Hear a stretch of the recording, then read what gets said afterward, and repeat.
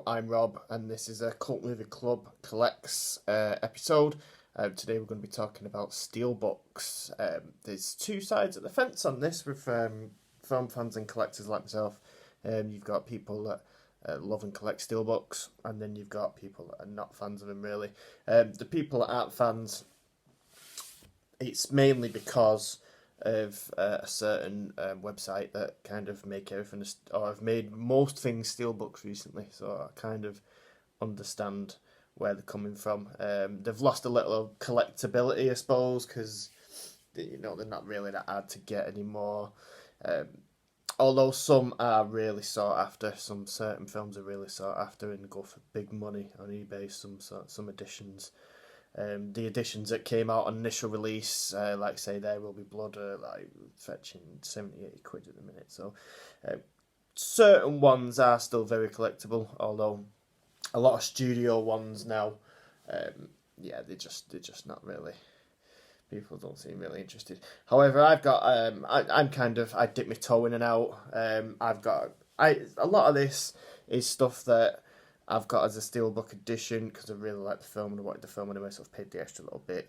Some things I have just got because I've seen them cheap. So basically I've got 30 here. This is my Steelbook collection that I'm going to kind of quickly go through. And I'm going through in the order of not necessarily how much I like the film, although that does bear into it somewhat.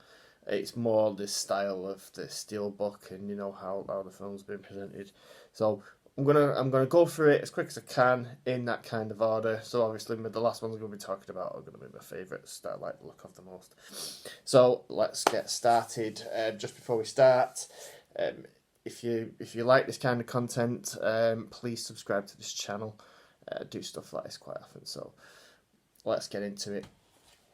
So first of all, this is one I got quite recently and I got it really cheap. It's Rampart, which is from 2012, I think. Good film, Woody Harrelson, like a dirty cop thriller.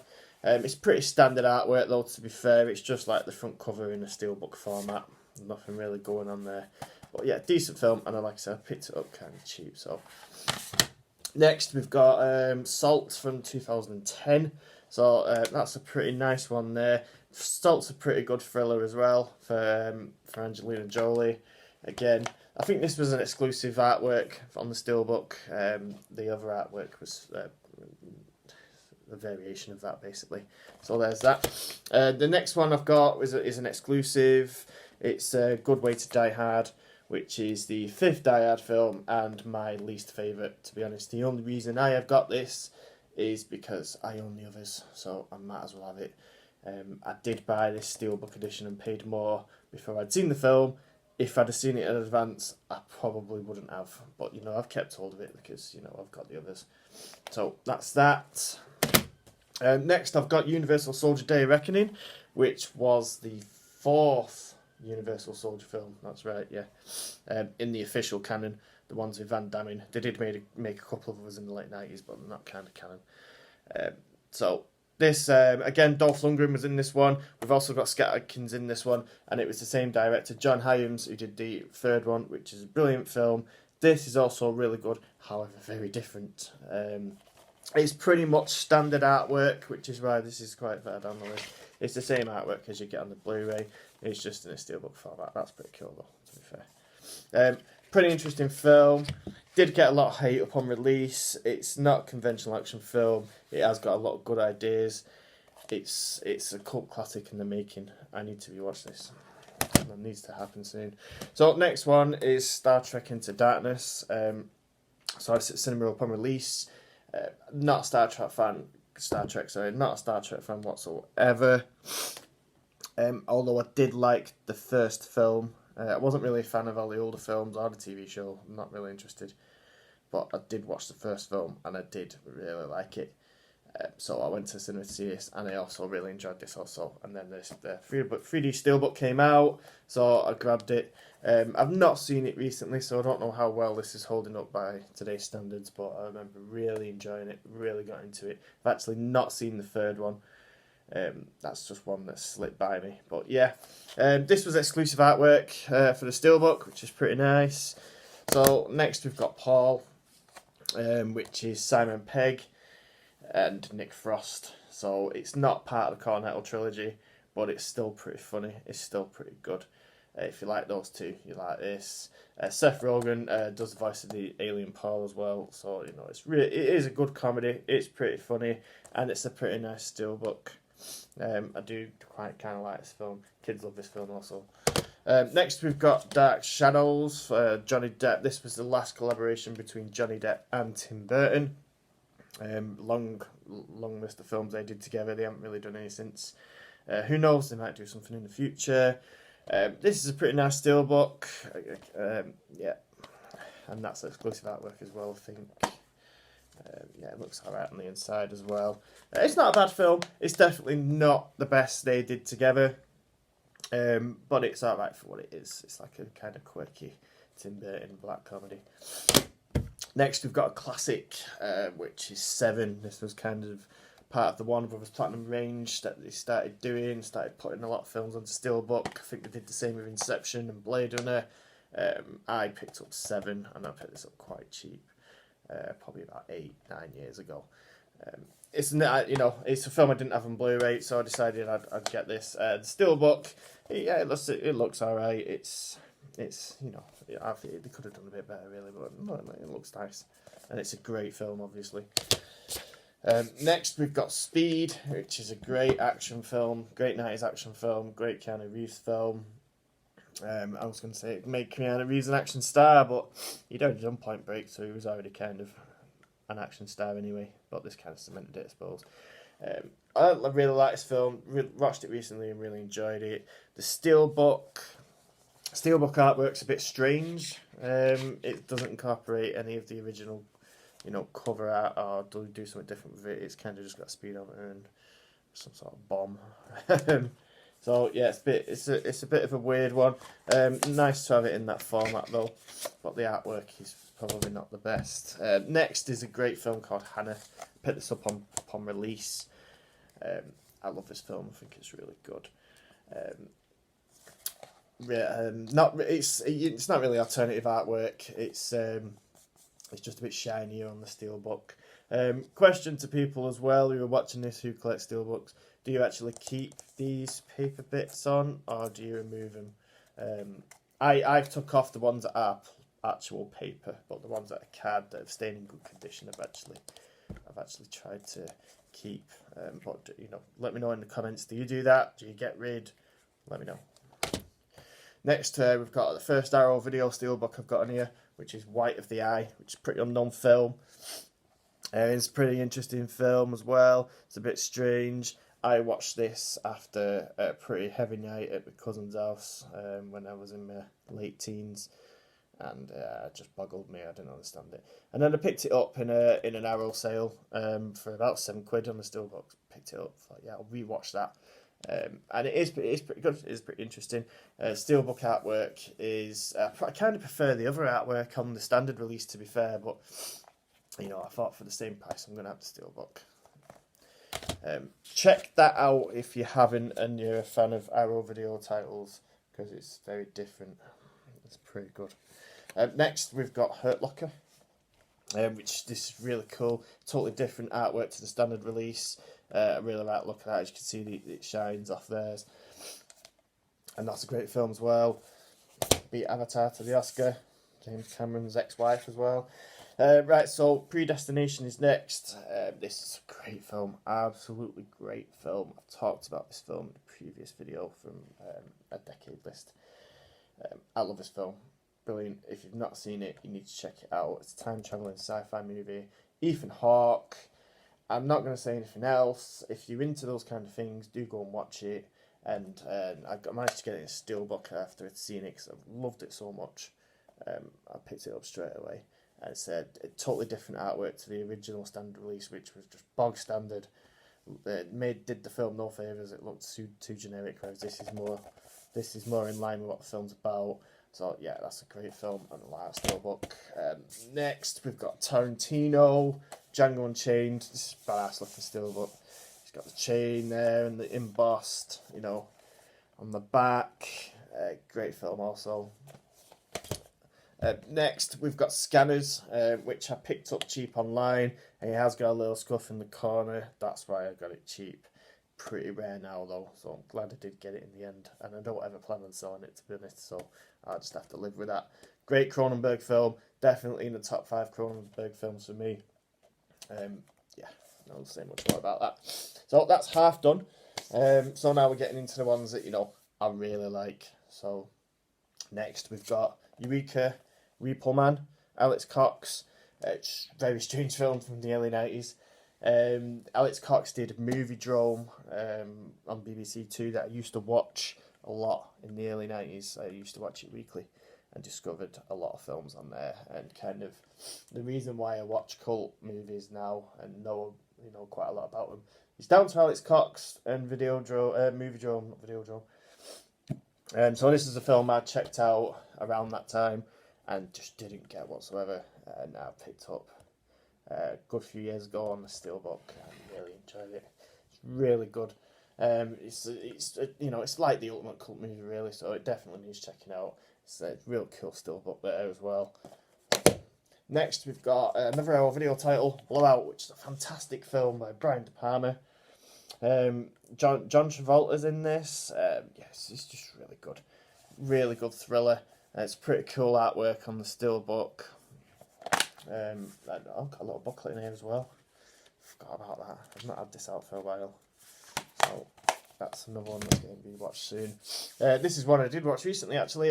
88 Films here. I've got Toxic Avenger, which is just crazy, ultra B movie. Very, very, very cult. If you've not seen this, have a read about it first, and then you'll kind of know if you want to watch it or not. But yeah, for what it is, people who know trauma will know what they're getting into by watching the Toxic Avenger. I've never actually seen any of the sequels. I've heard they're not as good, although I've heard the fourth one's not too bad. But yeah, I picked this up in the Steelbook. I really liked it, basically, the cover, and I did get it in the sale. But yeah, great stuff.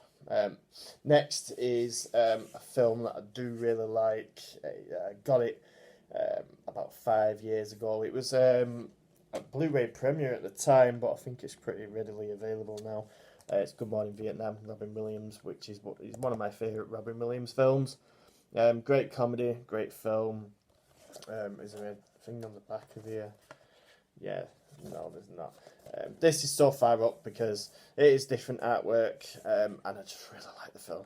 Really like it, and I really, to have it on Blu-ray, I was really over the moon when I picked this up and it came, and yeah, just so happy with it. That's why it's so far up. Next is Naked Lunch, another David Cronenberg film. I picked this up as soon as it came out on Blu-ray Steelbook.